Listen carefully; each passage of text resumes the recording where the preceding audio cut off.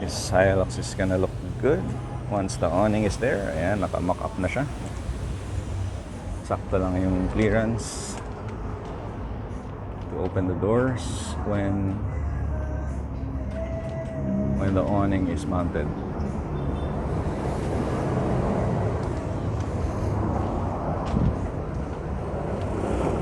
Derek and Kuya Alex in action.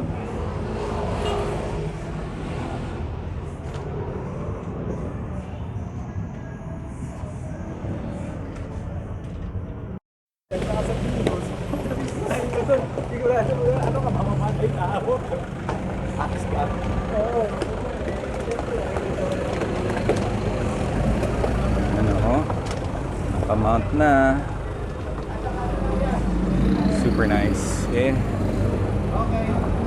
Ito yung awning. Okay, so demo how to deploy the off-grid awning.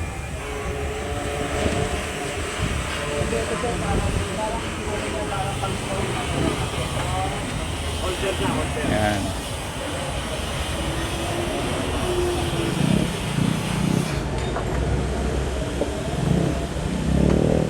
So, ilalabas yung step 1, loosen the rubber fasteners and then take out the awning. Mas maganda dalawang tao.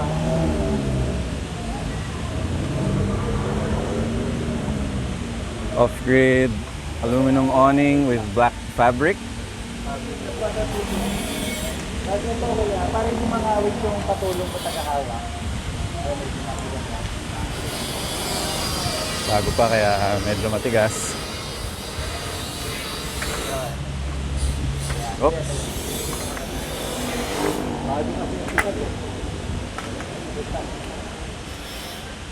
Okay. Next, deploy yung feet. Counterclockwise, luwag.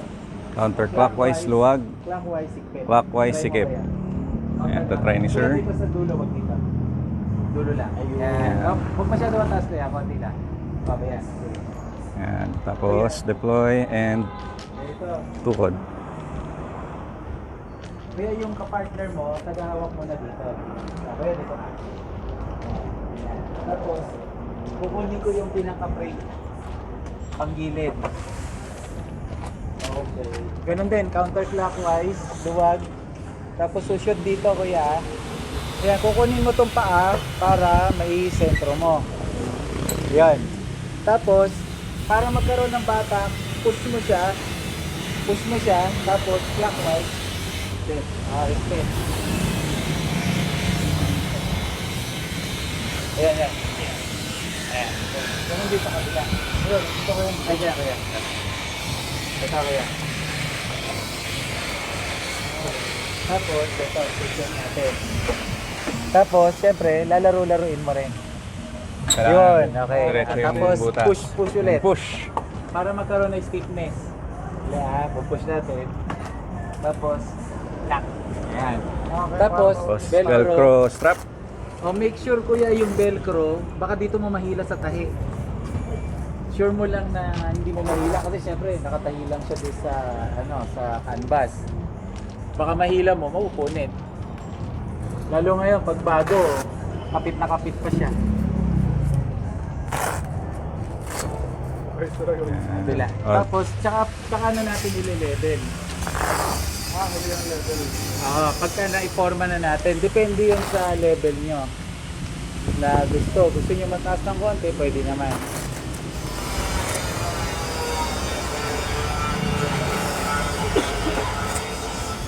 Tapos, pwede na tayong mag-level kaya kung masyado mababa, pwede.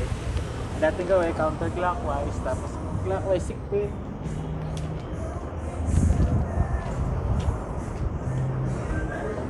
Sa tingin nyo, okay na yung level. Tapos ito kuya, may USB port pa doon sa loob, kaya pwede natin isangka. Haba naman yung wire niya.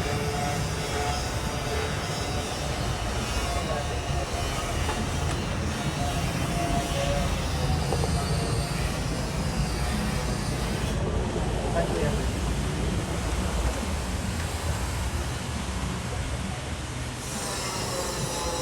Susi natin. Yeah, susi. Kaya pera makusot. Susi.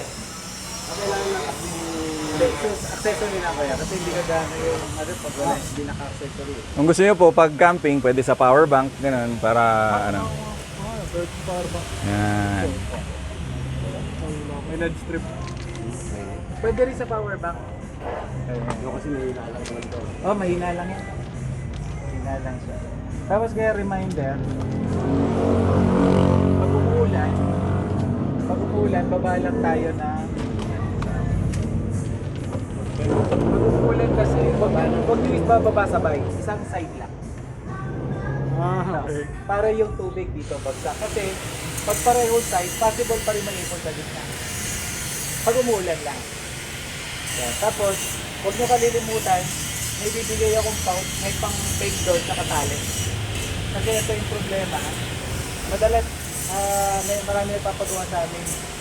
Ililipad ng hangin. Pagpasok ng hangin, kaya niyang baliktarin pa gano'n, nababakli yung post doon sa dulo. So, syempre, gastos pa naman. So, doon, sa pag-repair, kaya lang, syempre, dagdag gastos pa. Kali nyo lang dito, sa meron niya. May mga parang, ano naman pasok niyo dyan yung talo. Kunin ko yung talo. Okay. Meron ako ito doon, yung multicolor. Pag ginaganon-ganon nagaan. Hindi, meron naman na tayong solar Pag eh. gano'n ka ng ganon, okay. Ito yung pouch niya. Okay, may delivery. Ay, pero dali Okay, kuya. Ito, kuya, basta. Ano na natin yan? Alam Oh, na basta natin. ito. Basta, kuya, wag lang talaga kalimutan. Kailangan talaga lagi tali. Ngayon, kuya, ang tanong, pag graba, buhangin, o kaya putik, ano lang, simple lang, kuya. Kuha kayo ng plastic bag or eco bag, punuin nyo ng buhangin or bato, doon nyo itali. Importante lang may pabigat. Or kung meron kayong dumbbell, kettlebell, dala kayo. Kahit yung isang cooler, piraso. pag, Kahit isang pag ilabas piraso, yung cooler, itali nyo tali doon. nyo pa ganun, pwede. Basta importante, may Importante kuya, wag niyong kalimutan itali. Kasi kuya, bababakli ito talaga. Pagka pinasok ng hangin yan, gumano yan. Automatic ang bakli yan. Baka magasgas pa yung sasakyan kasi yung mga paa, hampas na ganun. Okay.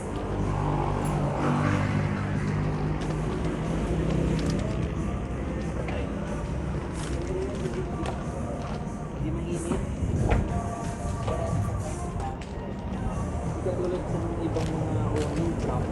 Tape na po yung ako, 195. Pero kung nakaganong po, nakailalim. Wala nang O tama sir, di ba? Yung ibang awning brown, pag mainit pag sa gabi, ano? Nagpe-penetrate. Oo, nagpe-penetrate yung heat. Pa rin yung heat. Yeah. Kasi siya nagpa-black. Ito, black. Parang kang nasa ilalim ng puno. Diba? Mahangin. Yan. Isa. Back up. Subo ka isa. Counterclockwise. Hindi, counterclockwise muna kuya. Yan, pag ano. Pakabila kuya, pakabila. Yun. Sige, tapos hila. Laro-laro lang. O kaya ito, gaganon-ganon mo lang. Yun. Sige kuya, try mo. Yan. Ipasok mo muna kuya. Tapos yan, dito mo. Tapos pasok mo din sa guide niya. Tapos, pasok doon. Check mo lang kuya. Yan. Yan. Okay. So, yung dalawa nandun na. Ito kuya, kahit hindi na masyadong pupiin kasi mahaba naman yung ano niya.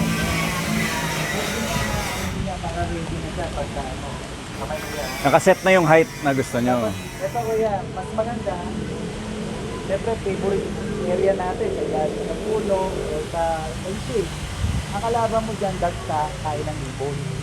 Ngayon, samantalayin nyo na, pag hindi naman umuulan, sa campsite pa lang, basahan na basa. Huwag gagamit ng sabon, huwag gagamit ng shampoo, kahit anong detail. Saka wag i-brush. Huwag ibabras kasi masisira yung waterproof ng tela. Kasi treated to kuya eh. Kahit shampoo, wag.